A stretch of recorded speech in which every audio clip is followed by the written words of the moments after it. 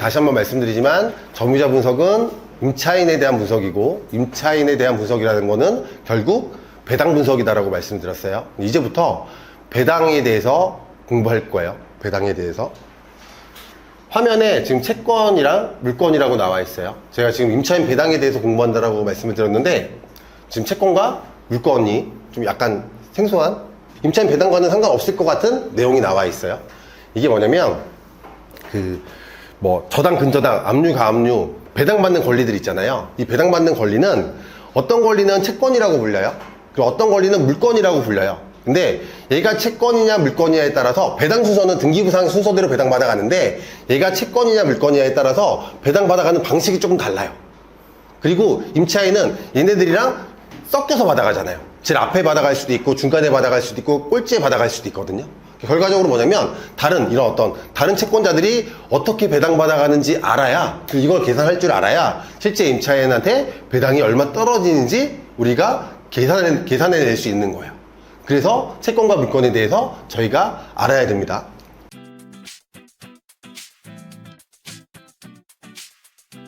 자, 채권. 나 채권을 가지고 있어. 채권 있어. 어떤 의미예요? 채권을 가지고 있다라는 건? 나 채권이 있어. 나 저 사람한테 채권 가지고 있어. 나 저 회사에 채권 가지고 있어. 받을 돈이 있다. 그죠? 보통 이제 일반적으로 그렇게 생각을 하시는데, 그거는 사실 채권의 작은 부분. 채권이라는 건 뭐냐면, 내가 누군가하고 약속을 해요. 그러면 이제 채권이 생기거든요. 그러면 약속한 대로 이행하라고, 행동하라고 상대방한테 요구할 수 있는 권리가 채권이에요. 그 중에 하나가, 너 나한테 돈 갚기로 약속을 했으니 돈을 갚는 행위를 해. 이제 그게 채권의 하나일 뿐인 거예요. 조금 더 구체적으로 설명드리면, 닉네임이 탱커벨님이죠. 탱커벨님. 자, 사실은 탱커벨님이랑 저랑 어제 스타벅스에서 같이 만났어요. 여러분 몰래. 여러분 모르시겠지만. 그래서 알고 보니까 탱커벨님이 특수물건에 너무 관심이 있으신 거예요. 선순위 임차인, 아니면 분묘기지권 있는 거, 법정지상권, 지분물건, 그런 거에 관심이 있으시면서 그거를 좀 알려달래요. 저는 공짜로 안 알려드리죠. 그러면 제가 알려드릴 수 있는데, 그러면 1대1이고 하니까 비용을 좀 많이 받겠다. 그래서 이제 탱커벨님 괜찮대요. 제대로만 알려달래요. 그래서 저희가 그 약속한 부분에 대해서 계약서를 썼어요. 계약서라는 건 뭐예요? 약속한 거를 문서화시킨 게 계약서잖아요. 그렇게 약속을 했어요. 그래서 언제부터 언제까지 어떤 내용으로 알려드리기로 하고, 제가 비용을 얼마 받기로 그렇게 약속을 했습니다. 자, 이거를 저희가 채권계약이라고 해요. 채권계약. 이렇게 우리가 약속을 하게 되면 저희는 이제 채권자 채무자 관계가 돼요. 자, 보세요. 약속을 했기 때문에 탱커밸리는 저한테 어떤 행위를 하라고 요구할 수 있어요?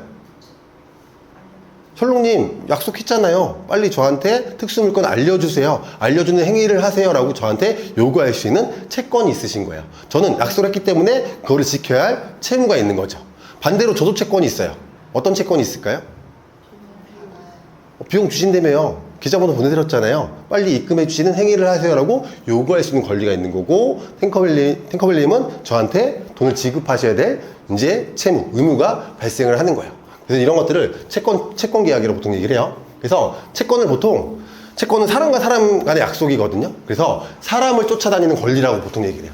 사람을 쫓아다니는 권리라고 얘기를 하고요. 청구권이라고 얘기를 하는 건 뭐냐면, 내가 약속한 대로 상대방한테 청구할 수 있기 때문에 청구권이라고도 얘기를 해요. 그리고 상대권이라고 얘기해요. 뭐냐면, 약속한 상대방한테만 그 권리를 주장할 수 있어요. 예를 들어서 탱커밸리님이 저한테 입금을 했어요. 근데 제가 돈만 받고 잠적을 해버렸어요. 근데 그 계약서에는 저희 집 주소가 나와 있거든요. 그래서 탱커밸리님이 그 주소지로 찾아왔어요. 찾아오셔서 띵동띵동 눌렀어요. 그랬더니 이제 중학교 3학년 올라간 저희 딸내미가 문을 여는 거죠. 아버님이 누구야? 셜록이요. 그래, 아버님 어디 가셨어? 가출하셨는데요? 그래? 근데 사실은 계약서 보여주면서 너네 아빠가 나한테 특수물건 알려주시기로 하셨거든. 근데 아빠 없어졌으니까 너라도 나한테 특수물건 좀 알려줘 라고 저희 딸내미한테 요구할 수는 없어요. 뭐냐면 약속한 저한테만 그 권리를 주장할 수 있는 거예요. 반대로 저도 마찬가지예요. 자, 그렇게 약속했는데 입금을 안 하시는 거예요. 그래서 혹시 결혼하셨어요? 그 회사 사장님이세요? 직원이세요? 저 오케이 알았어. 그럼 이제 회사를 찾아가는 거예요. 회사를 찾아가서 사장님 찾아가요. 직원 이분 탱커벨님 맞으시죠?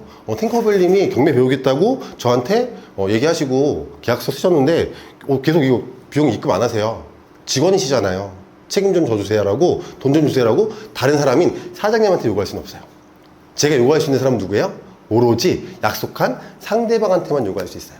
그래서 채권은 상대권이라고 얘기를 해요. 상대권. 약속한 상대방에게만 권리 주장이 가능하다. 그리고 약속이라는 건 제가 물건과 약속할 수 있는 건 아니잖아요. 그죠? 그러니까 사람과 사람끼리 약속할 수 있는 거잖아요. 그래서 이런 채권 계약은 사람을 따라다니는 권리다라고 부릅니다. 사람을 따라다니는 권리다라고. 자, 물건은요, 물건에 붙어 있는 권리예요. 채권은 사람이 붙어 있는 권리고, 약속은 상대방한테 붙어 있는 권리고, 물건은 사람이 아니라 물건, 즉 부동산에 붙어 있는 권리라고 생각하면 돼요. 무슨 얘기냐면 채권을 등기부에 공시하면 물건이 돼요.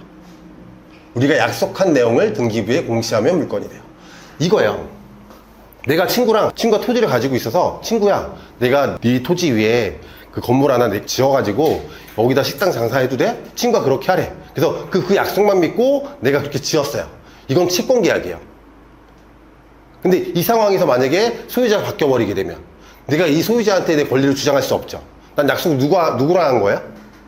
친구랑 한 거죠. 친구랑. 그러면 친구한테만 뭐라고 할 수 있는 거지, 이 토지 새로 바뀐 소유자한테 내가 뭐라고 권리 주장을 할 수가 없는 거예요. 난 채권 때문에 그런 거예요. 약속한 상대방한테만 주장할 수 있는 권리이기 때문에 그런 거예요. 근데 내가 만약에 친구랑 약속으로만 그렇게 하는 게 아니라, 야, 친구가 그러지 말고 내가 이 토지를 사용할 수 있는 힘이 있다라는 거를 모든 사람이 알 수 있도록 등기부에 공시하자. 그래서 국가에서 만들어준 권리가 그게 뭐예요? 지상권. 그래서 내 등기부에 지상권을 공시하게 되면 이제 사람이랑 약속한 게 아니고요. 나는 그냥 부동산에 붙어있는 권리가 되는 거예요. 그리고 그러면 등기부에 공시하게 되면 누구나 이 토지의 등기부를 떼보면 내가 지상권자라는 걸 알게 되는 거잖아요. 그렇게 되면 나중에 소유자가 바뀐다고 할지라도 내가 바뀐 소유자한테 대항해서 내가 약정한 기간 동안 그 토지를 사용할 수 있는 거죠. 그래서 이제 채권을 등기부에 공시하면 물건이 되더라. 물건. 그래서 이제 물건이 되게 되면 내가 이제 모든 사람에게 나의 권리를 주장할 수 있어요. 나보다 뒤에 있는 권리자들한테는 내 권리를 주장할 수 있습니다. 자, 저희가 주택임대차 계약을 맺어요. 이거는 채권 계약이에요. 채권 계약. 예를 들어서 이런 거죠. 저희 딸 요즘에는 초등학생만 되더라도 학교에 교실에 모여서 이런 얘기를 해요. 야, 너네 자가야? 뭐 전세야? 월세야? 이런 거 물어봐요. 저희 딸내미가 이제 학교에 가서 마침 이제 저희 아파트 동 위쪽에 위에 있는 호수에 친구가 한 명 같은 반 친구가 있는데, 저희 딸내미가 이 친구랑 얘기해봤더니 이 친구가 뭐 지금 월세 사는 걸 알았어요. 자, 임차인인 건 알았어. 하지만 내가 이분이 계약 기간이 언제부터 언제까지이고 보증금이랑 월세가 얼마인지 난 알아요? 몰라요? 몰라요. 다른 사람은 몰라요. 누구만 알아요?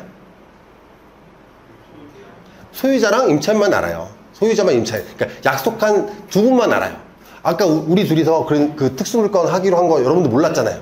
그죠? 그러니까 채권은 약속한 두 사람만 아는 거예요. 자, 그러면 임대차 계약은 그래서 저희가 채권 계약이라고 불러요. 임대인과 임차인 둘만 아는 관계거든요.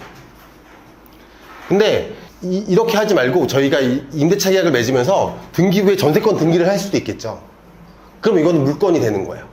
그러면 누구나 그 호수로 내가 등기부를 떼보면 저 사람이 임차인이구나, 계약 기간이 언제부터 언제까지구나, 등기부에 다 공시되어 있으니까. 그리고 보증금이 얼마구나 라는 걸 알 수 있어요.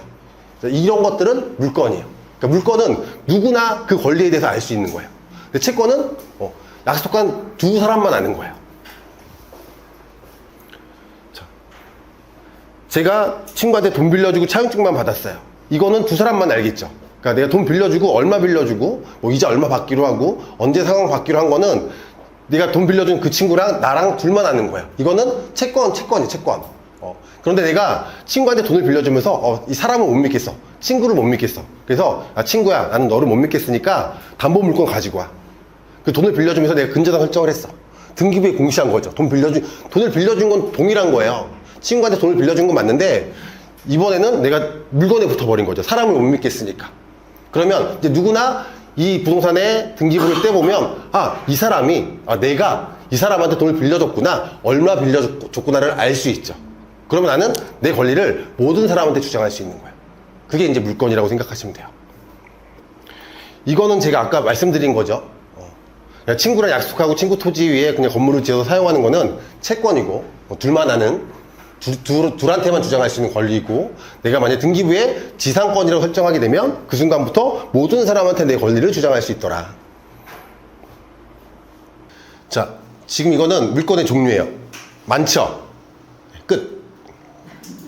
그러니까 물건이 많은데 저희가 지금 물건과 채권을 구별하는 이유는 뭐냐면, 경매 배당 절차에 참여하는, 그러니까 돈 받는 게 목적인 권리 중에 물건과 채권이 있는데, 물건과 채권이 배당받아가는 방식이 다르거든요. 그러면 우리가 물건이 어떤 게 물건인지 알 게 아니라 돈 받는 권리들 중에, 배당에 참여하는 권리들 중에 어떤 게 물건이고 어떤 게 채권인지만 알면 돼요. 자, 돈 받는 권리 중에 물건이라고 불리는 거는 저당, 근저당, 담보가등기, 배당에 참여하는 전세권이에요. 이런 애들은, 이런 물건자들은 배당받을 때 우선 변제권자 자격으로 배당받아요. 우선 변제권자 자격으로 배당받아요.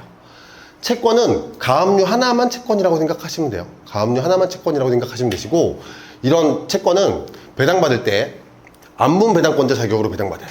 이런 물건자들은 내가 어쨌든 등기부에 공시했을 거 아니에요. 물건이니까 공시했겠죠. 그러면 나보다 뒤에 설정한 권리보다 내가 낙찰 금액에서 우선해서 배당받아갈 수 있어요. 내 채권에게 충족될 때까지. 근데 이런 가압류는요, 내가 가압류 칠 수 있죠. 등기부에 가압류 쳤는데, 이 가압류권자는 내 뒤에 다른 권리가 또 있을 수 있잖아요. 근저당이라든지 다른 권리가 있으면 배당할 금액에서 내가 먼저 배당받아가는 게 아니라 요 배당할 금액을 나보다 뒤에 있는 권리자들이랑 비율대로 나눠 가져요. 많이 빌려준 사람은 좀 많이 받아가고, 적게 빌려준 좀 적게 받아가고, 이거를 안분배당이라고 해요. 안분배당. 자, 아까 제가 말씀드린 게 뭐냐면, 채권을 공시하면 뭐가 된다? 물건이 된다고 말씀드렸죠. 자, 저당, 근저당 등기부에 공시되어 있어요? 안 되어 있어요? 담보가등기는요? 있어요. 배당받는 전세권은요? 있어요. 전세권 등기 얘기하는 거예요. 그럼 얘들 물건이야. 좋아요. 그러면 가압류는 등기부에 있어요? 없어요? 있어요. 그러면 가압류는 채권이에요? 물건이에요?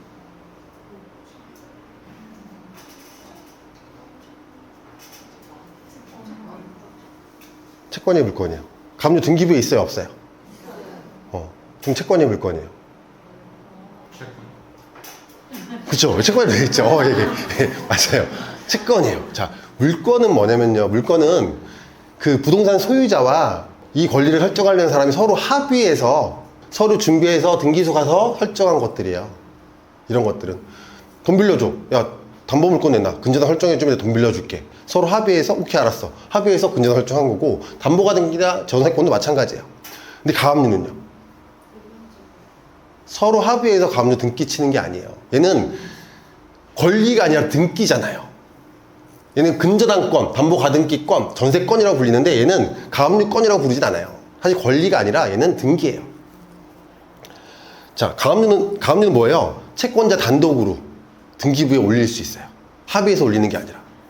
왜? 내가 돈을 빌려줬는데 돈을 안 갚네? 그럼 내가 소송 통해서 판결받아서 강제경매에 넣어야 되는데, 그 소송 중에 소유권이 넘어가 버리면 안 되니까 내가 임시로 소유권 이전하지 못하도록 치는 게 가압류잖아요. 자, 그러면 야, 친구야, 네가 돈 빌려준 거 안 갚아서 내가 법원에 알아보니까 소송 가서 판결문 받은 다음에 그거 넣어야 경매 신청이 가능하대. 근데 소송 기간 중에 네가 집 팔아먹으면 난 진짜 말짱 꽝이거든? 그러니까 너 집 못 팔아먹게 같이 등기소 가서 가압류 칠까? 쳐줘요? 안 쳐주겠죠. 이거는 채권자 단독으로 치는 거예요. 그러니까 등기부에 올라와 있을 뿐이지. 근데 요거는 뭐다? 부동산 소유자와 권리자가 같이 합의해서 올린 거다. 그게 물건이에요. 자, 그러면 압류는요? 압류는 등기부에 있어요? 없어요? 있어요. 채권이에요? 물건이에요? 자, 여러분 뭐 이웃집 사람이 세금 국가에 얼마 내야 되는지, 잘 내고 있는지, 아니면 세금 미납한 게 있는지 알아요? 몰라요? 그건 누구만 알아요? 국가와 그 당사자만 알아요. 그럼 채권이에요? 물건이에요? 그쵸, 채권이죠. 채권. 근데 가압류랑 똑같은 거예요. 세금 안 내네? 근데 지금 그러면 얘가 사람이 세금 안 내니까 얘 부동산을 강제로 매각해서 돈으로 바꾼 다음에 세금을 회수해 가면 되는데 소유권 이전해 버릴 수 있으니까 이전 못하도록 압류를 치는 거예요. 근데 뭐예요? 나라 돈이니까 이건 소송 갈 필요가 없는 거잖아요. 그래서 바로 임시 압류인 가압류가 아니라 그냥 압류로 딱 치는 거야. 압류로. 그래서 압류도 사실상 채권이긴 한데요. 이게 이 나라 돈이잖아요. 채권인데 얘는 배당받아갈 때 예, 일반 채권자처럼 받아가는 게 아니고요. 마치 우선 변제권자처럼 받아가요. 그래서 그 세금, 압류에 대해서는 제가 조금 이따 별도로 마지막에 좀 설명을 드리도록 할게요. 지금은 이렇게만 있다라고만 아시면 될 것 같아요.